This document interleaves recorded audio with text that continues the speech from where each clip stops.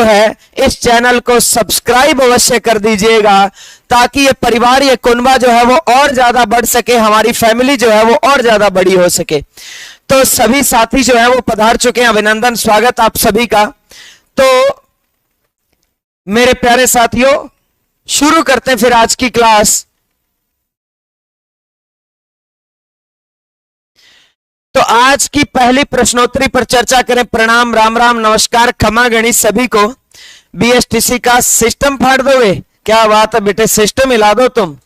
अरे पहला प्रश्न ये रहा आपका संधि का, किस विकल्प में संधि सही है? देखिए 4 विकल्प दिए गए हैं, 3 में गलत है, 1 में सही है। तो बताइए किस विकल्प में संधि सही है? दिक् प्लस मंडल दिग्मंडल, 1 प्लस 1 एकैक, स्त्री प्लस उचित स्त्रियोचित, और पितृ प्लस इच्छा पितृइच्छा। जल्दी उत्तर दे दीजिए, फिर शुरू करते हैं आज की क्लास। हाँ जी, मुझे भी गूगल पर लड़की की आईडी बनानी पड़ेगी हालात देखते हुए। क्या बात है बेटे। हाँ जी, तो जय जोहार सभी को, नमस्कार। इसका उत्तर जो है वो रहेगा 2 नंबर, बिल्कुल सही है। देखिए दिक् प्लस मंडल में क के बाद मैं नासिकीय व्यंजन आ रहा है, तो ध्यान रखिएगा कै च ट त प के बाद यदि कोई नासिकीय व्यंजन आए तो कै च ट त प अपने 5वें में बदलेगा, तो कै अपने 5वें गै में बदलेगा, तो दिक् प्लस मंडल से शब्द शुद्ध क्या बनेगा? दिंग मंडल शब्द शुद्ध बनेगा, और व्यंजन संधि 1 प्लस 1 एकैक बिल्कुल सही है। और ये किस संधि का शब्द है? वृद्धि स्वर संधि का शब्द है। इसके बाद देखिए स्त्री प्लस उचित, स्त्रियोचित नहीं बनेगा, अशुद्ध है, स्त्रियोचित शब्द बनेगा। देखिए आप उचित में क्या आ रहा है? उ आ रहा है, तो ई के स्थान पर यह बनता है, यह में उ मिलेगा तो यू बनेगा, स्त्रियोचित सही शब्द है। और कौन सी संधि रहेगी इसमें? यण स्वर संधि रहेगी। और अगर हम बात करें पितृ प्लस इच्छा, तो पितृइच्छा नहीं बनेगा, पितृ प्लस इच्छा से यण स्वर संधि का शब्द क्या बनेगा? पितृइच्छा ये बनेगा प्यारे लाडले साथियों। और इसमें भी कौन सी संधि होगी? यण स्वर संधि होगी। तो ध्यान रखिएगा इसका एक उत्तर सही जो कौन सा निकला हमारा? ब, 2 नंबर उत्तर, 1 प्लस 1 एकैक वृद्धि संधि। अब बढ़िए अगले प्रश्न की ओर। किस विकल्प में सभी शब्द जो हैं वो विसर्ग संधि के हैं? दीजिए जल्दी उत्तर। हमारे पास शब्द है मनोनयन और शिरोधार्य, अहोरूप और उन्मोचन, गुर्वोदन और साधवोदार्य, नतोदर और धीरोदात। बताइए भी। रविंद्र कुमार, प्रणाम, हवा में प्रणाम बाबूजी, नमस्कार सभी को।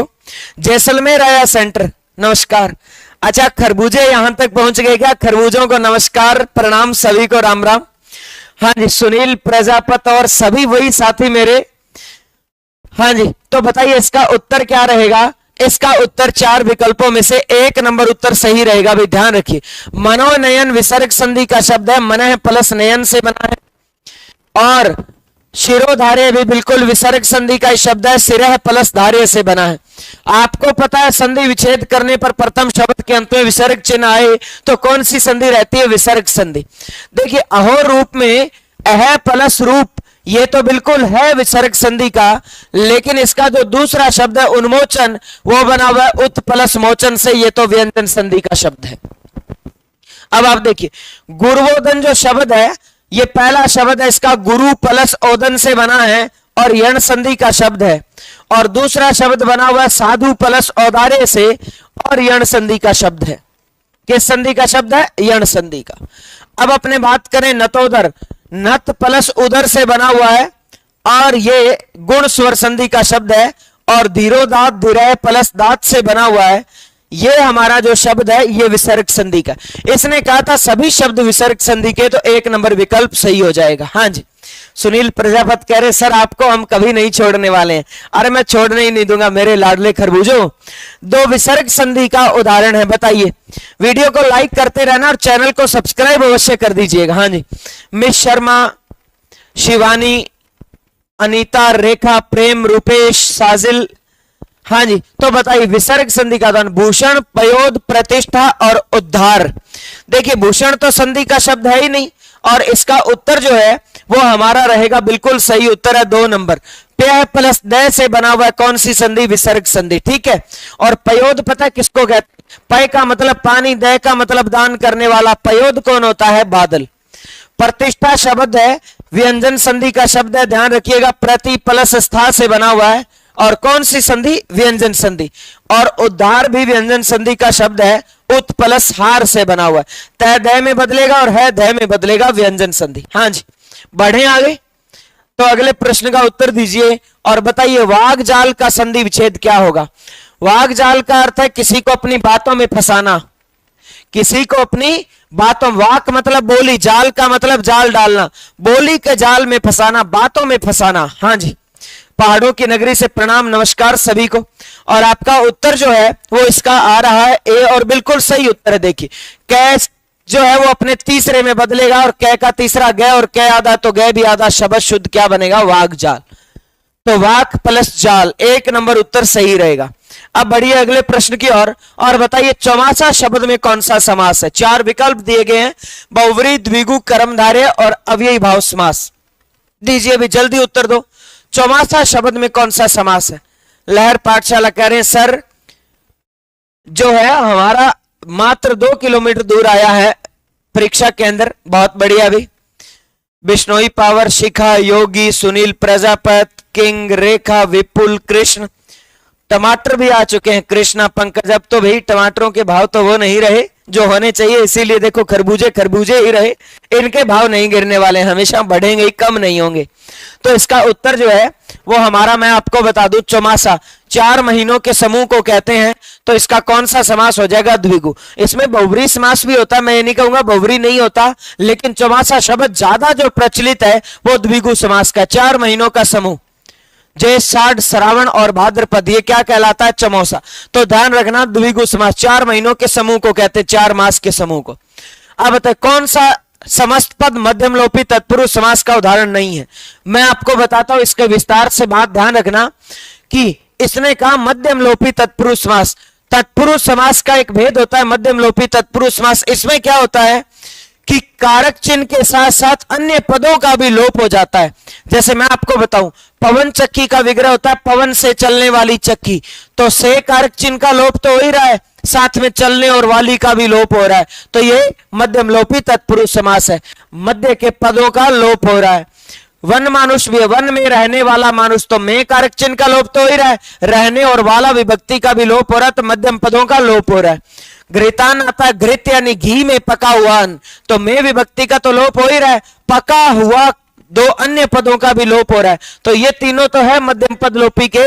मधुप नहीं है, मधु का पान करने वाला मधुप। इसमें अंतिम पद पै क्या आ रहा है? शब्दांश। तो इसका जो उत्तर रहेगा हमारा वो रहेगा उपपद तत्पुरुष समास। द्वितीय पद अगर शब्द न आकर शब्दांश आए यानी उपपद तत्पुरुष समास होता है उसमें।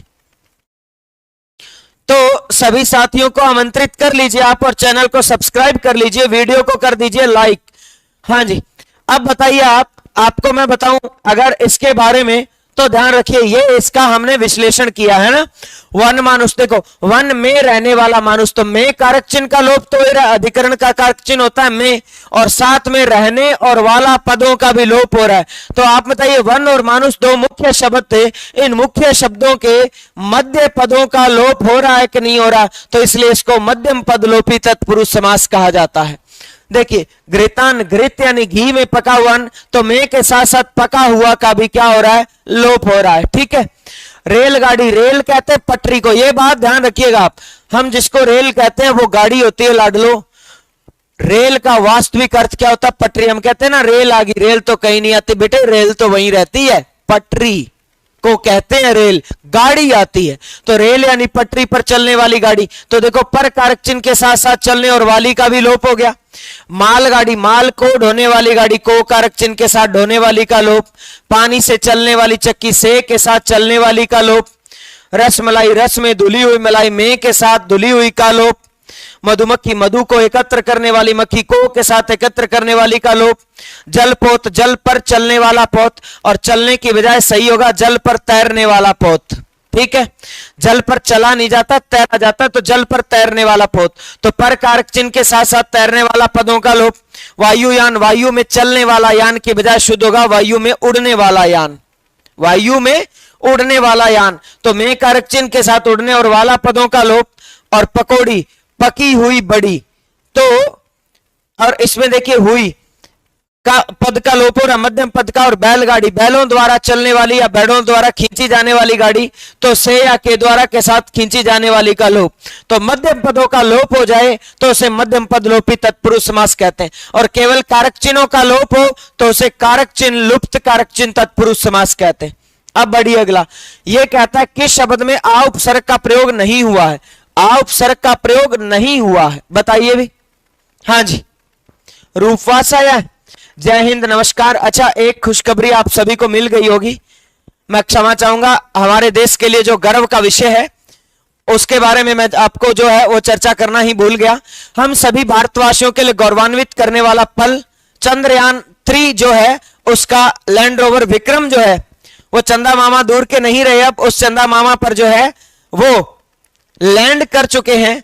तो इसरो और उसके सभी वैज्ञानिकों और संपूर्ण भारतवासियों को जो हम साक्षी बने इस ऐतिहासिक पल के, हम सभी को अनंत अनंत शुभकामनाएं, बधाइयां।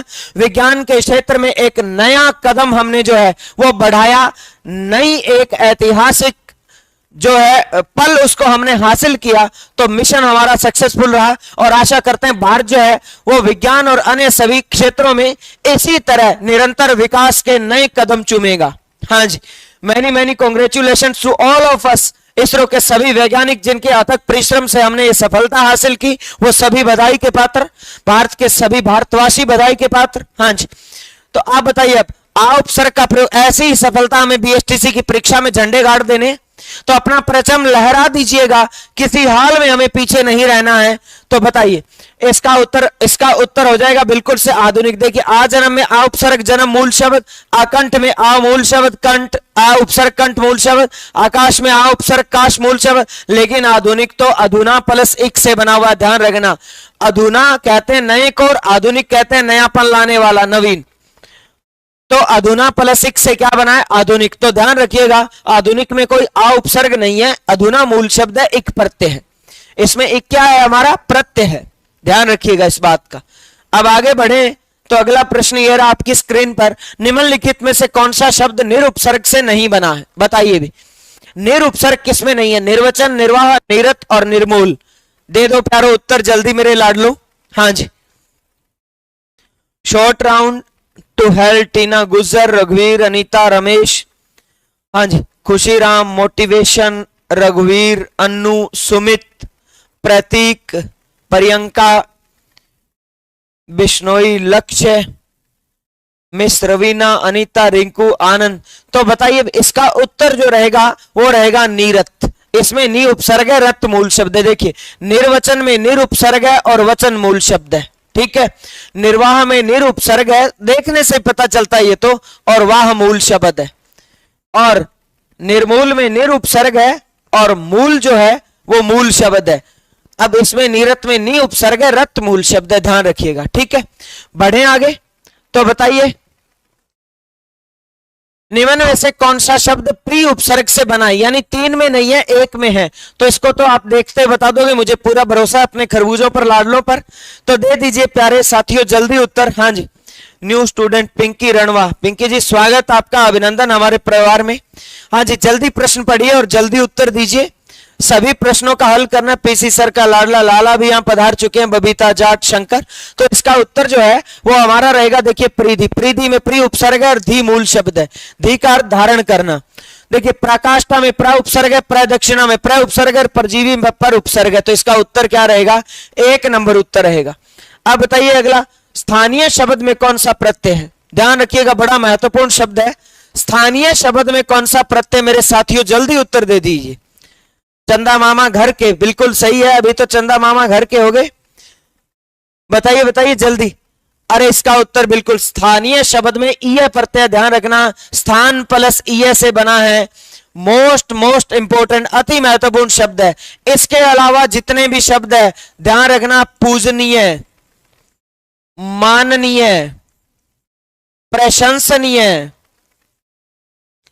आदरणीय, विचारणीय,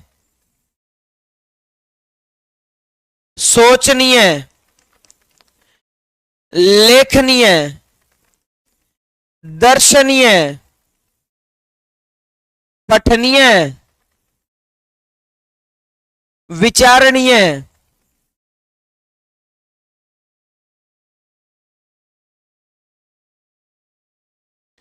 दयनीय, इन सभी शब्दों में ध्यान रखना अनीय प्रत्यय है, मोस्ट इंपोर्टेंट। सभी शब्दों में अनीय प्रत्यय, सभी में अनीय प्रत्यय, लेकिन एकमात्र मिलता जुलता ऐसा शब्द है स्थानीय है जिसमें मात्र ईय प्रत्यय अनीय प्रत्यय नहीं है। तो याद रखिएगा बात, स्थानीय शब्द में स्थान मूल शब्द है, ईय प्रत्यय, जैसे भारत प्लस ईय भारतीय, राष्ट्र प्लस ईय राष्ट्रीय, वैसे स्थान प्लस ईय स्थानीय। अब बताइए अगले प्रश्न का उत्तर। आदित्य में प्रयुक्त प्रत्यय है, हाँ जी। फलक से मैं चांद तारे तोड़ लाऊंगा, वो बात सच हो गई बिल्कुल। अब तो हकीकत में इसरो के वैज्ञानिक कह सकते हैं कि मैं फलक से चांद तारे तोड़ लाऊंगा, तेरे लिए चांद लाऊंगा, 16-17 सितारे साथ लाऊंगा। हाँ जी, तो बताइए उत्तर। अरे इसका उत्तर बिल्कुल सही है। यह प्रत्यय ध्यान रखना अदिति मूल शब्द है और अदिति में यह प्रत्यय है और शब्द क्या बन गया, आदित्य। और आदित्य किसका पर्यायवाची है, याद रखिएगा सूर्य का पर्यायवाची, यह भी महत्वपूर्ण है। और आप शब्द शुद्धि में भी ध्यान रखना, तिथि, अतिथि, दिति और अदिति, इन चारों में दोनों ई की मात्राएं छोटी आती है। ये शब्द शुद्धि की दृष्टि से भी महत्वपूर्ण, चारों के चारों ये शुद्ध हैं, भी ध्यान रखिएगा, दोनों ई की मात्रा छोटी। प्रणाम तेजेंद्र जी। अब बढ़िए अगले प्रश्न की ओर और बताइए किस शब्द में उपसर्ग और प्रत्यय दोनों प्रयुक्त हुए हैं। उपसर्ग भी है और प्रत्यय भी। स्वच्छता, सुंदरता, आर्थिक और आधुनिक। एक शब्द तो आपको पता ही है, अधुना प्लस एक से क्या बना है, आधुनिक। तो इसमें तो मात्र प्रत्यय प्रत्यय ही है, उपसर्ग नहीं है। आर्थिक किससे बना, अर्थ प्लस एक, मात्र एक प्रत्यय है। सुंदरता किससे बना, सुंदर प्लस ता से, मात्र ता प्रत्यय है। अरे इसका उत्तर फिर क्या हो जाएगा, स्वच्छता, सु प्लस अच से स्वच्छ और ता जुड़ा तो स्वच्छता। तो ध्यान रखिएगा कि इसमें सु उपसर्ग है और ता प्रत्यय, उपसर्ग और प्रत्यय दोनों है। बढ़े अगले प्रश्न की ओर, तो दीजिए उत्तर। तत्सम तद्भव का अशुद्ध युगम है, तत्सम तद्भव का अशुद्ध युगम है। बताइए इक्षु ईख, अज्ञानी अनजाना, एला इलायची और दधी दूध। उम्मीद आप सब सही बताओगे। हाँ जी, बढ़ते रहो लाडलो, साथ साथ वीडियो को लाइक करते रहो, शेयर अवश्य कर देना और चैनल सब्सक्राइब करना मत भूलिएगा। हमारा अपना परिवार जीके आशु सर निरंतर बढ़ना चाहिए, इस परिवार को और बड़ा कीजिए, बढ़िए कदम दर कदम आगे और उतना ही बड़ा परिवार कीजिए जितना हमारा पहला परिवार है। तो इसका उत्तर रहेगा 4 नंबर बिल्कुल। अरे दधी का तद्भव रूप तो क्या होता है, दही। दूध का तो तत्सम रूप क्या होता है, दुग्ध होता है। बाकी तीनों सही है, एक अशुद्ध युगम था वो ये है 4 नंबर। अब बताइए अगले प्रश्न का उत्तर। तत्सम शब्द कौन सा, अचरज, अचंभा, आश्चर्य और ताजुब। बताइए, दीजिए जल्दी उत्तर। हाँ जी, तो मेरे प्यारे लाडले साथियों, इसका उत्तर जो आ रहा है आप सभी का, वो आ रहा है 3 नंबर और ये बिल्कुल सही उत्तर है। ध्यान रखिएगा, आश्चर्य शब्द संधि का शब्द है, आह प्लस चर्य से बना है। और आपको मैं बता दूं विसर्ग संधि का शब्द है। और ध्यान रखिए, संधि के जितने भी शब्द होते हैं सब संस्कृत भाषा के होते हैं, अर्थात कौन से शब्द होते हैं, तत्सम शब्द होते हैं। याद रखिएगा, बड़ी अच्छी बात है कि संधि के जितने भी शब्द हैं वो सब संस्कृत भाषा के होते हैं, अर्थात तत्सम शब्द होते हैं। तो इसका उत्तर क्या हो जाएगा, आश्चर्य। अब बढ़िए अगले प्रश्न की ओर। काजू किस भाषा का शब्द है, बताइए। जापानी, चीनी, फ्रांसीसी और पुर्तगाली। काजू बताइए भी। काजू, जू जिसमें ऊ की मात्रा, जूपू, जूपू, याद रखिए काजूपू, काजूपू। तो काजू, जूपू किस भाषा का शब्द है, पुर्तगाली भाषा का। मिलती जुलती राइमिंग है कि देखो किसी में ऊ की भाषा नहीं है। काजू, जूपू पुर्तगाली भाषा का शब्द है। तो इसका 4 नंबर उत्तर रहेगा। अब बढ़िए अगला। जिन शब्दों की उत्पत्ति का पता नहीं चलता है उन्हें क्या कहा जाता है। देखो तत्सम, तद्भव, देशज और विदेशी में से क्या कहेंगे, तो आप बताइएगा उत्तर। देखिए तत्सम तो संस्कृत भाषा से उत्पन्न हुए, तद्भव हिंदी भाषा से उत्पन्न हुए और विदेशी शब्द विशेषी भाषाओं से उत्पन्न हुए। तो इसका उत्तर क्या रहेगा, देशज। देशी भाषा से उत्पन्न हुए जो शब्द हैं वो किस देशी भाषा से उत्पन्न हुए इसका हमें ज्ञात नहीं। मारवाड़ी, मेवाड़ी, ढूंढाड़ी, किससे, ये हमें नहीं पता होता। तो किस देशज भाषा के शब्द हैं वो नहीं पता होता, तो इनकी उत्पत्ति का स्रोत ज्ञात नहीं होता। इसीलिए देशज शब्दों को एक बार परीक्षा में आया लावारिश शब्द भी कहा जाता है। इनके वारिश का, मूल भाषा का, जननी का हमें पता नहीं होता। तो लावारिश।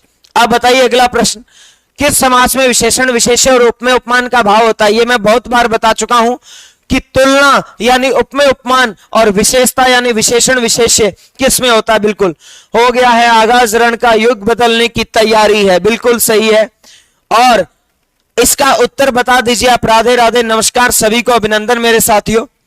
साथ साथ आप चैनल सब्सक्राइब कर दीजिएगा अगर नहीं जुड़े हैं तो। परिवार का हमारा जो कुनबा है वो बढ़ता रहना चाहिए, तो स्थायी सदस्य बनिए इस परिवार के सब्सक्राइब करके, और वीडियो को कर दीजिए लाइक, शेयर कर दीजिए सभी साथियों तक। हाँ जी, तो इसका उत्तर जो है वो क्या रहेगा? कर्मधारय। देखिए विशेषता कर्मधारय में बताई जाती है और तुलना भी कर्मधारय में।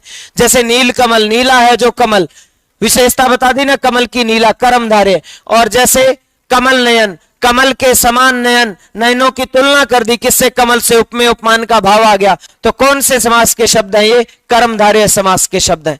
अब बढ़िए अगले प्रश्न की ओर। हस्तलिखित का समास विग्रह, ये तो आप सब सही उत्तर दोगे, पूर्ण विश्वास मुझे। बताइए। बाड़मेर से प्रणाम, नमस्कार। थोड़ा मधुर आवाज में बोलिए। हाँ जी, तो आवाज जो है अगर मधुर हो जाएगी तो जोश जुनून धीमा लगने लगेगा, और जोश जो है वो आपका बना रहना चाहिए, तारतम्यता नहीं टूटनी चाहिए मेरे साथियों। तो बताइए अगले प्रश्न का उत्तर। हस्तलिखित का समास विग्रह क्या रहेगा मेरे साथियों? जल्दी उत्तर दीजिए। हाँ जी, शेयर कर दो एक बार सभी। तो इसका उत्तर क्या रहेगा? 1 नंबर, हस्त या हाथ से लिखित।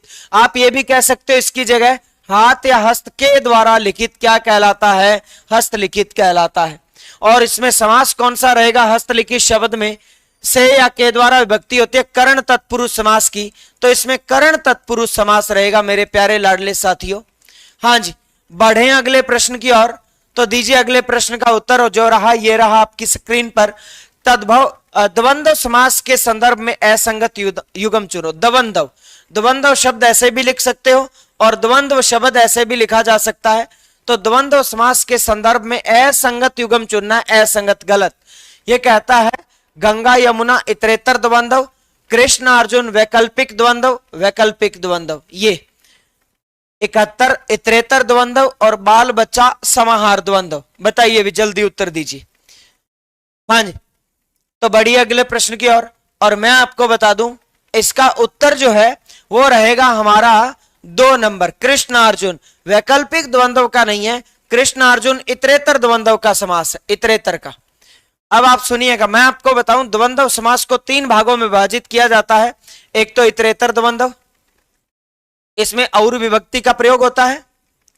दूसरा वैकल्पिक द्वंद्व, इसमें अथवा या विभक्ति का प्रयोग होता है। और तीसरा समाहार द्वंद्व, इसमें आदि विभक्ति का प्रयोग होता है। ये 3 भेद होते हैं द्वंद्व समास के। अब आप ध्यान से सुनिएगा, आराम से देखिए। और विभक्ति वहां प्रयोग होती है जहां दोनों पद एक दूसरे के विलोम नहीं हो लेकिन अलग अलग पद हो, अलग अलग पद हो लेकिन विलोम नहीं हो, वहां और विभक्ति प्रयोग होती है। इतरेतर द्वंद्व देखिए, गंगा यमुना 2 अलग अलग शब्द हैं लेकिन विलोम नहीं है, तो गंगा और यमुना इतरेतर द्वंद्व। कृष्ण अर्जुन, कृष्ण और अर्जुन कोई एक दूसरे के विलोम नहीं है लेकिन अलग अलग पद है, कृष्ण अर्जुन, कृष्ण और अर्जुन। तो इसका उत्तर तो क्या होना चाहिए? इतरेतर द्वंद्व। 71 क्या होगा? 1 और 70। एक मतलब 1, 70 मतलब 70। 71 1 और 70 को कहते हैं। 2 अलग अलग पद हैं लेकिन विलोम नहीं है, तो और विभक्ति लगेगी इतरेतर। बाल बच्चा, बाल बच्चा किसको कहते हैं? अपने कहते हैं ना और बाल बच्चे सब ठीक हैं, तो इस बाल बच्चों में पूरा परिवार ही आ जाता है, तो इसका विग्रह होगा बाल बच्चा आदि। तो बाल बच्चा आदि विभक्ति लग गई, कौन सा होगा? समाहार द्वंद्व समास। तो इसका उत्तर रहेगा 2 नंबर। अब बढ़िए अगले प्रश्न की ओर और बताइए उद्धृत शब्द का सही संधि विच्छेद क्या होगा? उत प्लस हृत, उत प्लस धृत, उत प्लस धृत और उद प्लस हृत। दीजिए 4 विकल्प आपके सामने, उत्तर दीजिएगा। हाँ जी, तो बताइए। ऑलवेज सपोर्ट आशु सर को, बस यही तो है। अरे प्यारे खरबूजो, एक ही तो दिल है, कितनी बार जीतोगे? हर बार जीत लेते हो आप ये दिल। बढ़ाइए उस परिवार को और आगे, और स्थायी सदस्य बन लग जाइए। अभी तक आपने चैनल सब्सक्राइब नहीं किया तो अवश्य कर लीजिएगा, और सब्सक्राइब के साथ साथ वीडियो को शेयर कर दीजिएगा ताकि सभी साथियों तक पहुंच सके। उद्धृत का समास जो संधि विच्छेद है वो क्या होगा? उत प्लस हरित, ये होगा। और आपको मैं बता दूं इस संधि नियम के 2-3 शब्द और बहुत महत्वपूर्ण, उत प्लस हार, उत प्लस हरण, तत् प्लस हित और इन शब्दों से संधि शब्द क्या बनेगा, ध्यान रखना, उत प्लस हार से क्या बनेगा, उद्धार। ये तो अति महत्वपूर्ण शब्द है, ध्यान रखिएगा, उत प्लस हार उद्धार। उत प्लस हरण से क्या बनेगा, उद्धरण।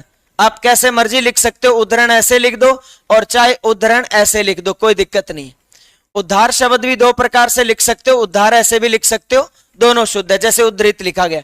और तत् प्लस हित से क्या बनेगा, तद्धित, चाहे आप ऐसे लिख दो और तद्धित शब्द चाहे आप ऐसे लिख दो, दोनों शुद्ध होंगे। ठीक है, बढ़े आगे। अब बताइए अगले प्रश्न का उत्तर मेरे प्यारे साथियों, कौन से शब्द युग्म का अर्थभेद सही नहीं है। तो आप देखिए 4 इसने विकल्प दिए, कहता हंस क्या होता है, एक पक्षी, और ये हंस हंसना क्रिया। ठीक है, और इसके बाद दीजिए दूसरा उत्तर, ये कहता है रत का अर्थ संलग्न और रति का अर्थ प्रेम, आदि का अर्थ अंत, आदि का अर्थ ये कहता है क्या होता है, अंत, और आदि का अर्थ प्रारंभ, और अंगना का अर्थ स्त्री और आंगन का अर्थ आंगन। ठीक है, तो बताइए अंगना का अर्थ स्त्री और यहां लिखना चाहिए था अंगन, अंगन का अर्थ आंगन। तो बताइए इसका उत्तर। तो मैं बता दूं साथियों 3 नंबर उत्तर बिल्कुल सही है। आपको मैं बता दूं ये जो आदि शब्द होता है इसका अर्थ होता है आरंभ। ठीक है, और ये जो आदि शब्द होता है इसका अर्थ होता है आदतन या अभ्यस्त। जैसे मैं आपको कह दूं कि हम इस प्रकार की भाषा का प्रयोग करते हैं आम जीवन में भी कि वह शराब पीने का आदी है, यानी शराब पीने का आदतन है, अभ्यस्त है, तो आदि ये अर्थ देता, आदतन या अभ्यस्त। और अभ्यस्त शब्द शब्द शुद्धि का भी मोस्ट इंपोर्टेंट शब्द है, इसमें ध्यान रखना, तय तलवार वाला तय आता है, वो ये शब्द लिख देता है अभ्यस्त, थ लिख देता है थ, तो थ वाला शब्द जो है वो अशुद्ध होगा, ध्यान रखिएगा साथियों, यही शुद्ध है तय वाला। ठीक है, अच्छा आदि का अर्थ आरंभ कैसे होता है, सुनिए, आप शिव का कोई भी धार्मिक काव्य पढ़िए, उसमें आपको यह पंक्ति अवश्य मिलती है कि आदि तू है अंत भी तू, आदि तू है मतलब आरंभ भी तू है और अंत तू। तो ध्यान रखना आदि का मतलब आरंभ होता है। एक और आप इतिहास में पढ़ते हो इस प्रकार की भाषा कि आदि काल से यह परंपरा चली आ रही है, अर्थात आरंभिक काल से यह परंपरा चली आ रही है। तो इसका अर्थ, आदि का अर्थ क्या होगा, आरंभ। और मैं आपको विलोम की बात बता दूं, आदि का विलोम शब्द भी अत्यधिक महत्वपूर्ण है, ध्यान रखिएगा। इस आदि का विलोम शब्द क्या होता है, अंत, या आदि का विलोम शब्द अनादि भी होता है, यह ध्यान रखिएगा, क्योंकि इस आदि का अर्थ आरंभ और अंत का अर्थ समाप्त। ठीक है, तो बढ़िए अगले प्रश्न की ओर। हाँ जी, आपको यह ध्यान है ना, बाकी के ध्यान रखिएगा, सही है। यह हंस जिसमें केवल अनुस्वार लगा है, यह हंस तो होता है एक पक्षी, और जिसमें चंद्र बिंदु अर्धानुस्वार लगा है वो होता है हंसना क्रिया। रत का अर्थ संलग्न यानी डूबा हुआ, संलग्न यानी जुड़ा हुआ, और रत्ती का अर्थ क्या होता है, प्रेम। अंगना का अर्थ स्त्री और अंगन का अर्थ आंगन। अब बताइए 2 शब्द है, एक है कोड़ी जिसमें 1 मात्रा है और एक कौड़ी जिसमें 2 मात्राएं हैं कै पर। शब्द युग्म का सही अर्थ वाला विकल्प चुनना है। बालोतरा से नमस्कार, अभिनंदन, प्रणाम सभी साथियों को। हाँ जी, जयपुर सेंटर किसका है, सूचना ही मित्र से पूछा गया, हंस एक पक्षी, बिल्कुल आशा मीणा जी। हाँ जी, सालासर चूरू बालाजी की पावन धरा से प्रणाम, बालाजी महाराज की कृपा आप सभी पर बनी रहे, मेरे सभी साथी जो है वो लाडले खरबूजे सभी सफल हों। हाँ जी, रत रत्ती समझा दिया ना बेटे। रत का अर्थ होता है संलग्न, लीन यानी किसी चीज में डूबा हुआ, अपने कहते हैं ना वह तप में रत है, यानी तप में संलग्न है, जुड़ा हुआ है, लीन है। और रत्ती का अर्थ होता है प्रेम।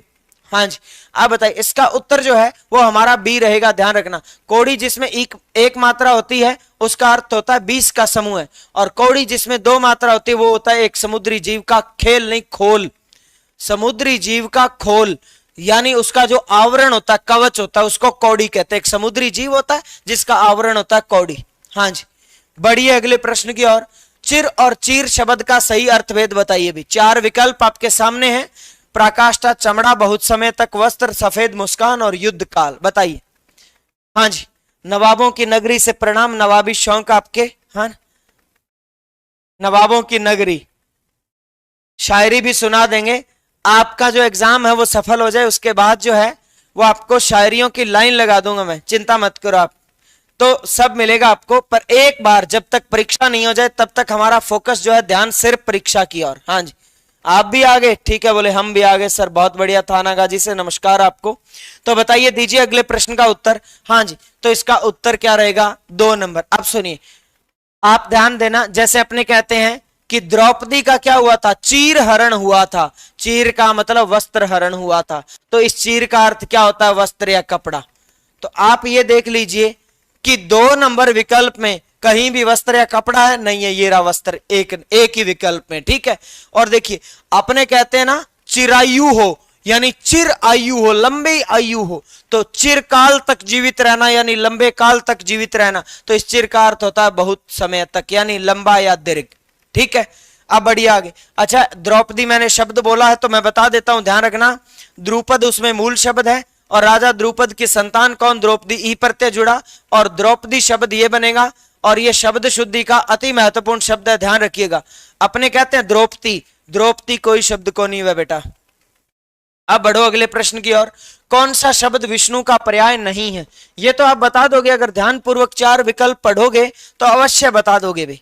हाँ जी, वराह नगरी से राधे राधे, प्रणाम, जय श्री राम, नमस्कार सभी को। हाँ जी बताइए, जल्दी उत्तर दीजिए। तो इसका उत्तर जो है वो बिल्कुल सभी का लगभग लगभग सही आ रहा है और उत्तर जो है वो मेरे साथ ही लाड लो, वो आ रहा है आपका बी, हर। अरे हर तो किसका पर्यायवाची है? शिव का पर्यायवाची। अपने कहते हैं ना, बोलो हर हर गंगे, तो हर किसका पर्यायवाची है? शिव का पर्यायवाची, हर हर महादेव। हाँ जी, तो हर तो महादेव शिव का पर्याय। और एक हरिहर शब्द में समास पूछा जाता है तो ध्यान रखना, हरिहर द्वंद्व समास का अति महत्वपूर्ण शब्द है। किस समास का महत्वपूर्ण शब्द है? द्वंद्व समास का महत्वपूर्ण शब्द है, ध्यान रखिएगा। हरि कहते हैं किसको? विष्णु को।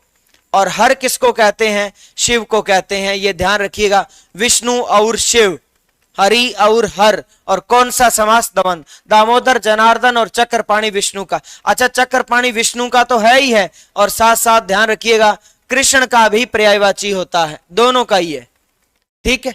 अब बढ़िए अगला, बताइए अशम का पर्यायवाची नहीं है। उपल, प्रस्तर, उषण और पाहन, बताइए भी किसका पर्यायवाची पूछा इसने? अशम का, ध्यान रखिएगा। अच्छा और भी 2 शब्द आते हैं, एक शब्द आता है पश्म, ये भी बड़ा महत्वपूर्ण है। और 2 शब्द यहां लिखे गए, एक लिखा गया उपल और एक मैं लिख देता हूं उत्पल। तो इसका उत्तर बताइए आप। अशम का पर्यायवाची नहीं है, कौन सा नहीं है बताइए? तो सी लॉक कर दिया जाए। अरे बिल्कुल, बहुत बढ़िया मेरे लाडले खरबूजो, सी उषण। उषण तो किसका पर्यायवाची? गर्म का। जबकि अशम तो किसका पर्यायवाची है? पत्थर का पर्यायवाची। किसका पर्यायवाची है? पत्थर का पर्यायवाची है, ध्यान रखिएगा।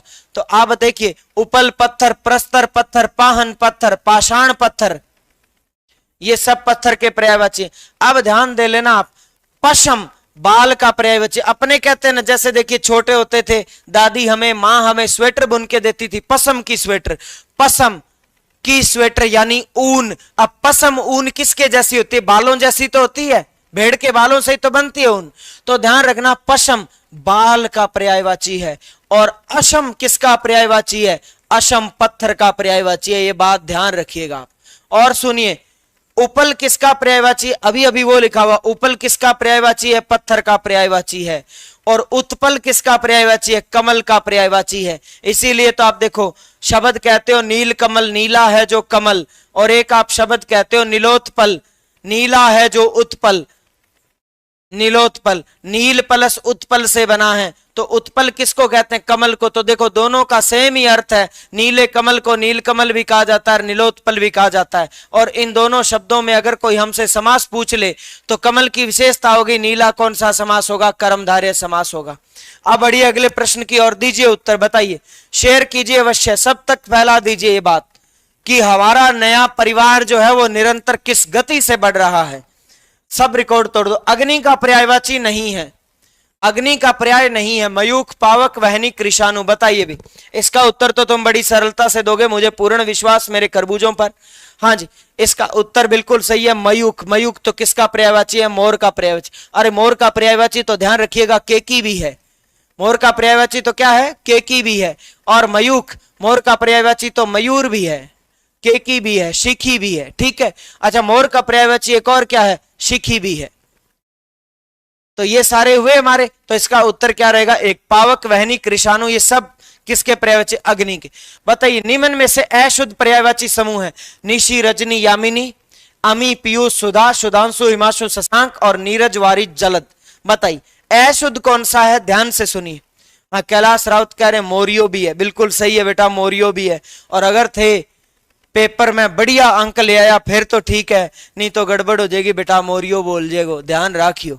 और बापू मोरियो बुला भी देगो नहीं बोलियो तो पेपर में बढ़िया अंक लेना है। अपन माँ बाप को मान सम्मान बढ़ाना है, झंडे गाड़ देने, पताका लहरा देनी है। तो ध्यान रखिएगा, हर चीज दाव पर लगी हुई है, और सबसे ज्यादा दाव पर तो ये लगी हुई है बात कि तुमसे ना हो पाएगा, वही तो करके दिखाना है।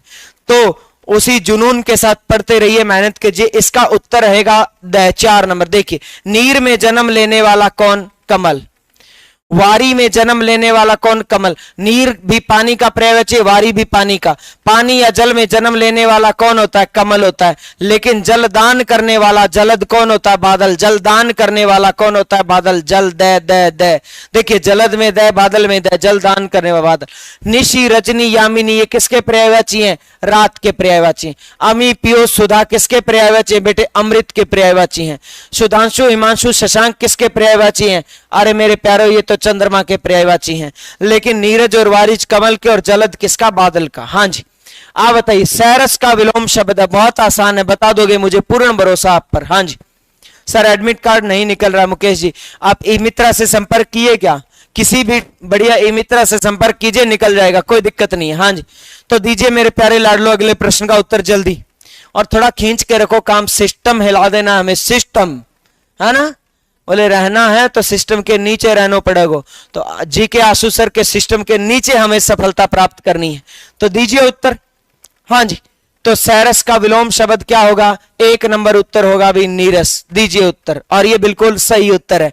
सैरस मतलब रस सहित, आनंद सहित, और नीरस का मतलब है जिसमें कोई रस, आनंद, उत्साह नहीं हो। और नीरस विसर्ग संधि का शब्द है, ध्यान रखना, नीह प्लस रस से बना है, नीह प्लस रस से बना। और कौन सी संधि है?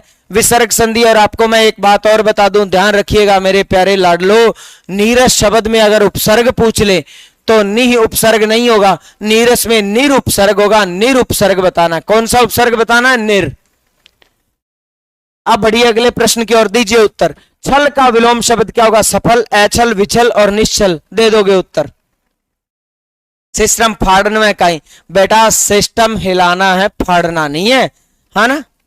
सिस्टम बता दीजिए सबको। हाँ जी, दीजिए अगले प्रश्न का उत्तर। अरे बिल्कुल सही उत्तर आ रहा है मेरे प्यारे लाडले साथियों का, कि छली का विलोम शब्द जो है वो हमारा क्या होगा? छली का विलोम शब्द होगा निश्चल। बिल्कुल सही उत्तर है। हाँ जी, तो सिस्टम हैंग, हम भी आगे सर, बिल्कुल बेटे तुम तो सिस्टम हिलाओगे।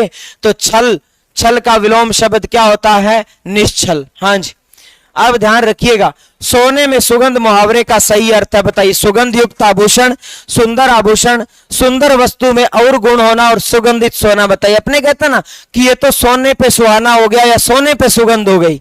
तो सोने पे सुगंध होना यानी कोई वस्तु सोना, आप सोचो स्वर्ण, गोल्ड, अच्छी वस्तु, कीमती वस्तु, उसमें सुगंध और आ गई तो एक चीज, सुंदर वस्तु तो थी, उसमें एक और गुण मिल गया, तो सुंदर वस्तु में और गुण होना।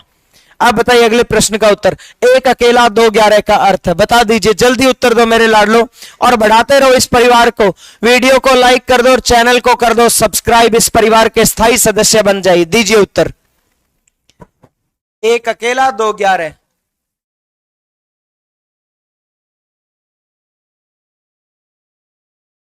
हाँ जी, तो 1 अकेला और 2 11 का हमारा उत्तर क्या रहेगा? संगठन में शक्ति होती है। बिल्कुल सही, 1 है अकेला ही रह जाएगा, लेकिन 2 तो 11 जितनी पावर आ जाती है, शक्ति आ जाती है, संगठन में शक्ति।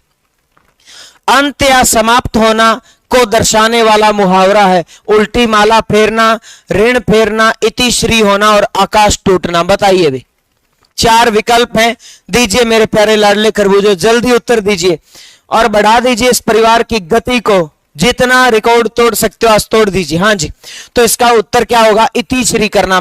इति का अर्थ क्या होता है? समाप्त। इति का अर्थ क्या होता है? समाप्त करना। तो ध्यान रखना, अंत या समाप्त करना क्या होता है? इति। और मैं आपको बताऊं एक विलोम शब्द की बात, अति महत्वपूर्ण, अति। इति का विलोम क्या होता है? ध्यान रखिएगा, इति का विलोम होता है अथ। इति का विलोम क्या होता है? अथ। और एक विलोम अभी शब्द आया आपके पास इति श्री, इति श्री का विलोम शब्द अथ श्री मत कर देना, इति श्री का विलोम शब्द होगा श्री गणेश। इति श्री मतलब समाप्त करना, श्री गणेश अर्थात आरंभ करना, तो ये ध्यान रखिएगा। आप बढ़िए अगले प्रश्न की ओर दीजिए। टेढ़ा जानी शंका सब काहू लोकोक्ति का अर्थ है। हाँ जी, टेढ़ा जानी शंका सब काहू, टेढ़ा व्यक्ति सबसे डरता है, कुटिल व्यक्ति को सब जानते हैं, कुटिल व्यक्ति से सब डरते हैं, और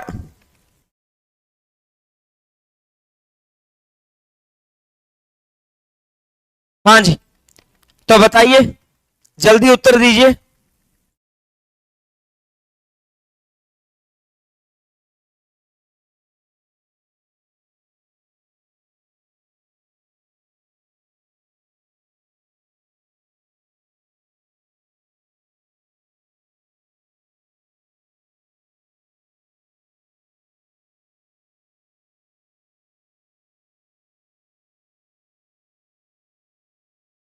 बताइए बताइए।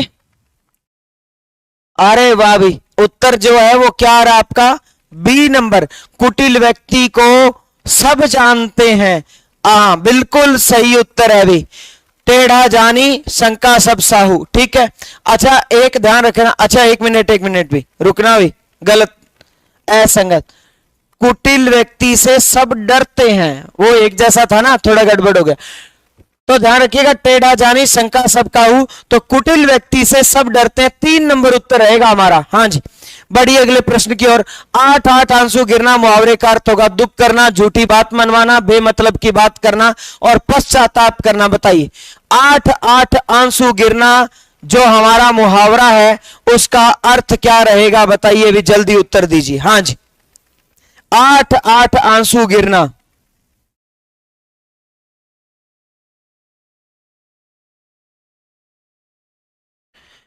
बिल्कुल आपका अब की बार सही उत्तर आया है मेरे प्यारे साथियों। द नंबर 4 नंबर विकल्प, पश्चाताप करना, बिल्कुल सही उत्तर है।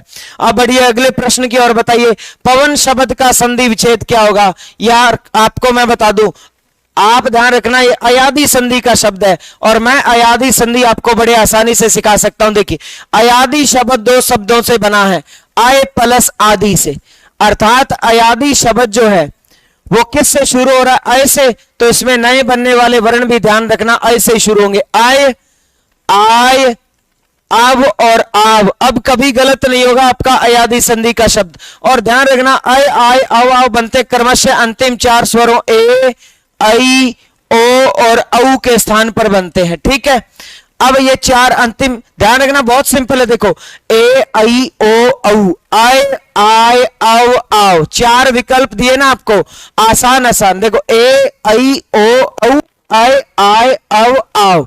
अब आप देखिए, इसने 4 विकल्प दिए, तो आप एक बार 3 नंबर विकल्प को देखो, पो, पो में क्या है? ओ, ओ किस में बदलता है? अब, ओ, औ, तो पो किस में बदलेगा? पव, पव में अन जुड़ेगा, क्या बन जाएगा? पवन। अब आपको मैं इसके उदाहरण बताता हूं, देखिए इसका उत्तर 3 नंबर। जैसे उदाहरण के रूप में शब्द आ जाए ने प्लस अन, तो आप देखिए प्रथम का अंतिम क्या है? ए किस में आए? तो ने, नय, नय में अन जुड़ेगा, तो क्या बन जाएगा? नयन। ये इसके बाद देखिए शब्द आ जाए जैसे गई प्लस अक, तो आप बताइए आई किस में? आय में, तो गई किस में? गाय, गाय में अक जुड़ेगा, क्या बन जाएगा? गायक। इस तरह निर्मित करने। अब आप देखिए, जैसे ये शब्द आया पो प्लस अन, तो आप देखिए प्रथम का अंतिम क्या आया? ओ, ओ किस में? औ, तो पो, पव, पव में अन जुड़ेगा, क्या बन जाएगा? पवन। और इसके बाद देखिए आगे शब्द आ जाए पऊ प्लस अन, तो आप बताइए प्रथम का अंतिम क्या आया? औ, औ किस में? आव, तो पऊ, पाव, पाव में अन जुड़ेगा, क्या बन जाएगा? पावन। इस तरह बनाने अयादी संधि के आसान शब्द, ए, आई, ओ, औ, आय, आय, औ, आव। ये अब बढ़िए अगला, बताइए स्वर संधि के कितने भेद होते हैं? तो बहुत आसान है, आप आराम से उत्तर दोगे। बताइए भी, स्वर संधि के कितने भेद होते हैं? जल्दी उत्तर दीजिए। हाँ जी, सभी को अभिनंदन, नमस्कार, स्वागत आपका। और मैं आपको फिर कह रहा हूं बार बार कि इस परिवार को जितना ज्यादा बढ़ा सकते हो बढ़ाइए, चैनल को सब्सक्राइब अवश्य कर दो और साथ साथ वीडियो को लाइक कर देना, शेयर अवश्य कर दीजिएगा। हाँ जी, तो मेरे सभी साथी जो उत्तर है सभी का आ रहा है 3 नंबर 5। तो स्वर संधि के 5 भेद होते हैं, आप सभी को पता है। दीर्घ स्वर संधि, गुण स्वर संधि, वृद्धि स्वर संधि, यण स्वर संधि और अयादि स्वर संधि। और एक बात और ध्यान रखिएगा, यहीं फंसा लेता है वो कहता है स्वर संधि के, वो कहता है संधि के कितने भेद होते हैं, तो ध्यान रखिएगा संधि के भेद तो कितने बताने, 3 ही। नंबर 1 स्वर संधि, नंबर 2 व्यंजन संधि और नंबर 3 विसर्ग संधि। तो संधि के भेद 3, और अगर आपको कह दे कि स्वर संधि के भेद कितने, तो स्वर संधि के भेद कितने, 5। अब बढ़िए अगला, बताइए व्याकरण में संधि का अर्थ क्या है। बड़ा ही अच्छा प्रश्न है।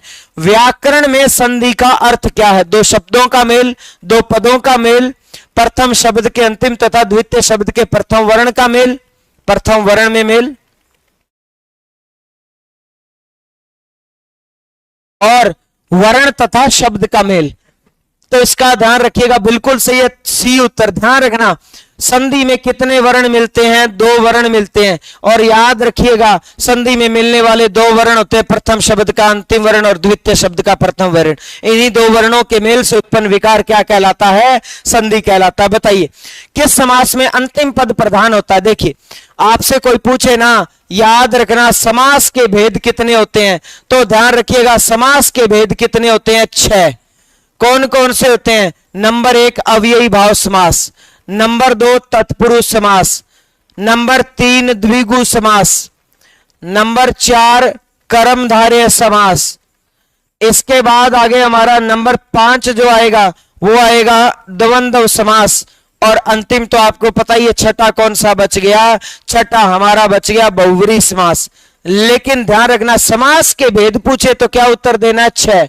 लेकिन वो कह दे पद प्रधानता के आधार पर समास के भेद कितने होते हैं, तो ध्यान रखिएगा पद प्रधानता के आधार पर समास के भेद कितने होते हैं, 4। आधार पर समास के भेद कितने होते हैं भी, 4 होते। पद प्रधानता के आधार पर समास के भेद कितने, 4। ठीक है। नंबर 1 ध्यान रखिएगा कौन सा, पहला वही सेम अव्ययी भाव समास। और ध्यान रखना अव्ययी भाव समास में प्रथम या पूर्व पद प्रधान होता है, प्रथम पद को पूर्व पद भी कहते हैं। देखो पहला कौन सा, अव्ययी भाव समास। तो अव्ययी भाव समास में पहला यानी प्रथम या पूर्व पद प्रधान। नंबर 2 पे क्या आ रहा है, देखो तत्पुरुष समास। तो तत्पुरुष समास में ध्यान रखिएगा द्वितीय पद प्रधान, और द्वितीय पद को उत्तर पद भी कहते हैं, याद रखिएगा। तो द्वितीय या उत्तर पद प्रधान। और इसके बाद नंबर 3 कौन सा है, देखिए द्विगु और कर्मधारय भेद नहीं होंगे पद प्रधानता के आधार पर। नंबर 3 कौन सा, द्वंद्व। अब द्वंद्व में आप कर दो दोनों पद प्रधान। और ध्यान रखना दोनों के साथ साथ आप ये भी कह सकते हो समस्त पद प्रधान। जब दोनों पद प्रधान हो गए तो पूरा पद ही प्रधान हो गया, तो समस्त पद प्रधान। और इसके बाद नंबर 4 अंतिम कौन सा बचा, बहुव्रीहि। तो बहुव्रीहि में ध्यान रखिएगा अन्य पद प्रधान। बहुव्रीहि में दोनों ही पद प्रधान न होकर कोई अन्य पद प्रधान होता है तो अन्य पद प्रधान। तो इसने पूछा है अंतिम पद प्रधान कौन सा होता है, तो अंतिम पद द्वितीय पद को ही तो कहते हैं। तो कौन सा समास होगा, 1 नंबर तत्पुरुष समास होगा। ठीक है। आप बढ़ाइए रामचरित में कौन सा समास है, बता दीजिए भी जल्दी बताइए। रामचरित में कौन सा समास है। प्रणाम नमस्कार सभी को अमिता जी। हाँ जी, तो बताइए रामचरित में कौन सा समास है, तत्पुरुष कर्मधारय द्विगु और द्वंद्व। तो इसका विग्रह जो है वो रहेगा राम का चरित। और राम का चरित कह लो और चाहे राम का चरित्र कह लो, एक ही बात है। और का के विभक्ति किसमें लगती है, संबंध तत्पुरुष समास में। तो रामचरित में कौन सा समास रहेगा, संबंध तत्पुरुष समास रहेगा। तो इसका उत्तर जो है वो हमारा क्या आ जाएगा, तत्पुरुष समास, 1 नंबर उत्तर। हाँ जी, अब बढ़िए अगले प्रश्न की ओर दीजिए। गुरु दक्षिणा शब्द का समास विग्रह क्या होगा, गुरु दक्षिणा बताइए भाई। गुरु दक्षिणा शब्द का समास विग्रह होगा, जल्दी उत्तर दे दो, क्या उत्तर रहेगा गुरु दक्षिणा का। हाँ जी, तो इसका उत्तर जो है वो आप सभी का आ रहा है 2 नंबर। और मैं आपको बता दूं गुरु के लिए दक्षिणा क्या कहलाती है, गुरु दक्षिणा, यही इसका समास विग्रह सही होगा। गुरु के लिए दक्षिणा, और के लिए भक्ति किसकी होती है, संप्रदान की। तो ध्यान रखिएगा इसमें कौन सा समास है, संप्रदान तत्पुरुष समास है, ये बात ध्यान रखिएगा। ठीक है, तो इसमें क्या आ जाएगा हमारा, संप्रदान तत्पुरुष समास आ जाएगा। अब बताइए ये नीति निपुण शब्द का समास विग्रह क्या होगा? बताइए, नीति निपुण किसको कहते हैं भी? जो नीति बनाने में निपुण हो, तो नीति में निपुण, ये बिल्कुल सही उत्तर आ जाएगा। और में और पर विभक्ति किसकी होती है? अधिकरण तत्पुरुष समास की होती है। तो ध्यान रखना, नीति निपुण में कौन सा समास हो जाएगा? अधिकरण तत्पुरुष समास हो जाएगा। कौन सा समास हो जाएगा? अधिकरण तत्पुरुष समास होगा भी, ध्यान रखिएगा ये, ठीक है। इसके बाद अपने आगे बात करें तो अगले प्रश्न पर चलते हैं। निनिमेष शब्द में कौन सा उपसर्ग है? बताइए भी। निर्निमेष शब्द है ये, निनिमेष नहीं है। और निर्निमेष ये बहुत इंपॉर्टेंट है भी, ध्यान रखना। एक आता वाक्यांश के लिए एक शब्द, पलकों को बिना झपकाए, है ना? ये तो आपको पता ही है ना, आप किसको देखते हो बिना पलकें झपकाए? एक टक निहारते रहते हो, पलकों को बिना झपकाए, तो उसको कहते हैं निर्निमेष। और उसको ध्यान रखना, निर्निमेष तो कहते ही कहते हैं, साथ में अनिमेष भी कहते हैं, दोनों ही शब्द आते हैं इसके लिए। तो पलकों को बिना झपकाए निर्निमेष, तो इसमें कौन सा उपसर्ग है? निरुपसर्ग है, निर। ठीक है, बढ़े अगले प्रश्न की ओर। तो दीजिए अगले प्रश्न का उत्तर। किस शब्द में कु उपसर्ग नहीं है? कुरूप, कुशल, कुकर्म और कुचाल। बताइए भी, व्याकरण किसे कहते हैं? ध्यान रखना, व्याकरण किसे कहते हैं? भाषा का नियमों के तहत अध्ययन व्याकरण कहलाता है। किसी भी भाषा का नियमों के तहत अध्ययन क्या कहलाता है? व्याकरण कहलाता है, ये ध्यान रखना। और यह भी ध्यान रखना, अगर पूछ ले जो व्याकरण को जानता है उसे क्या कहते हैं, तो जो व्याकरण जानता है या जो व्याकरण का ज्ञाता है उसे वैयाकरण कहते हैं। जो व्याकरण का ज्ञाता है, तो जो व्याकरण जानता है या जो व्याकरण का ज्ञाता है उसे क्या कहा जाता है? ध्यान रखना, वैयाकरण कहा जाता है। अत्यधिक महत्वपूर्ण है ये, ठीक है। अब बताइए, तो इसका उत्तर क्या हो जाएगा? कुशल। ध्यान रखना, कु उपसर्ग रूप मूल शब्द, कु उपसर्ग कर्म मूल शब्द, कु उपसर्ग चाल मूल शब्द, लेकिन इसमें कु निकाल दो तो शल कोई शब्द नहीं होता, तो इसका उत्तर क्या होगा? कुशल। इसमें कोई कु उपसर्ग नहीं है।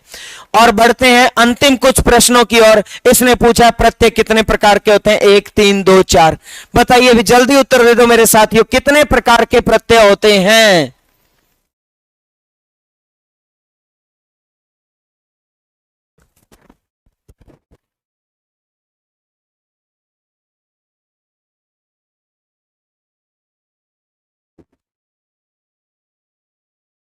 हाँ जी, तो इसका उत्तर हमारा क्या रहेगा?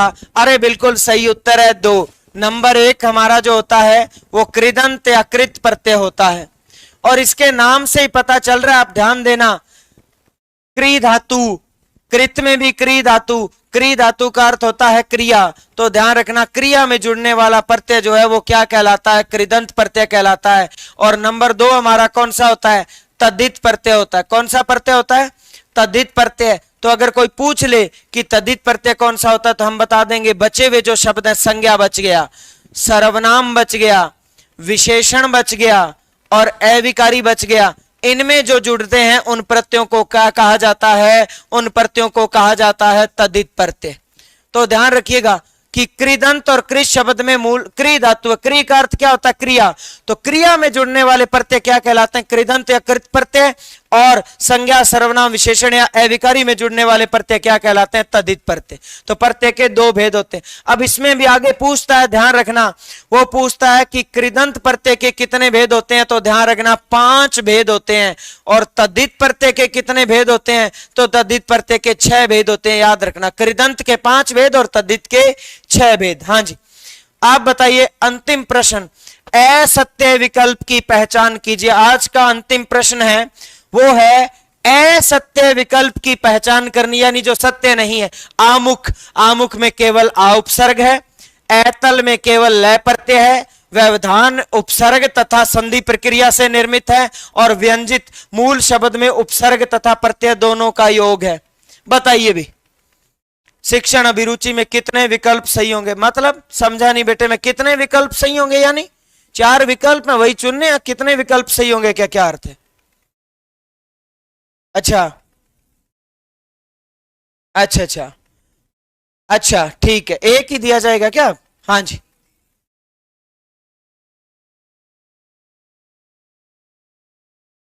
अच्छा अच्छा, अब वो हटा दिया, अब तो सीधा यूं है भी एक।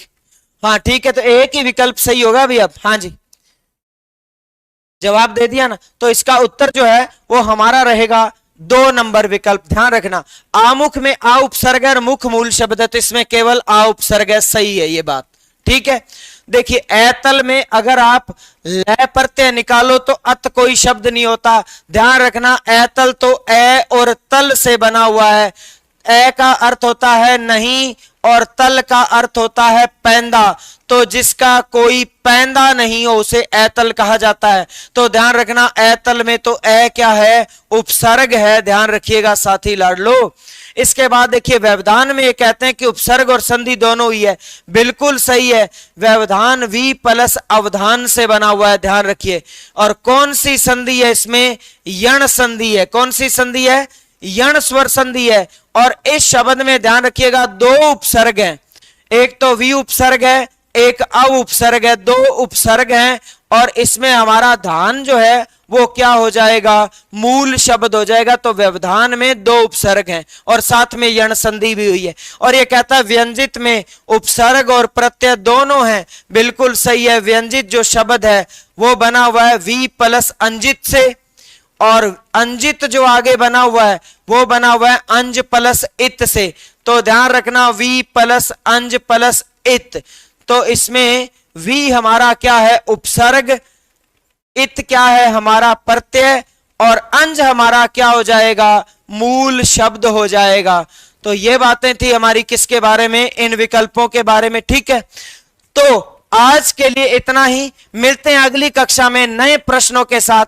आप इस वीडियो को लाइक अवश्य कीजिएगा, सभी साथियों तक पहुंचा दीजिए, सभी ग्रुप्स में शेयर कर दीजिए और इस परिवार के स्थायी सदस्य बनिए। इसको और बड़ा कीजिए और मान सम्मान बढ़ाइए, परचम लहराइए, इसको सब्सक्राइब अवश्य कर लीजिएगा। ठीक है साथियों, तो तब तक के लिए शुभ रात्रि, नमस्कार, जय हिंद। और आप सभी मेरे प्यारे लाडले साथियों, खरबूजों, बीएसटीसी के अभ्यर्थियों को और संपूर्ण भारतवासियों को, इसरो के वैज्ञानिकों को अथक परिश्रम, सफलता और चंद्रयान की सफल लैंडिंग के लिए अनंत अनंत शुभकामनाएं। जय हिंद, जय भारत।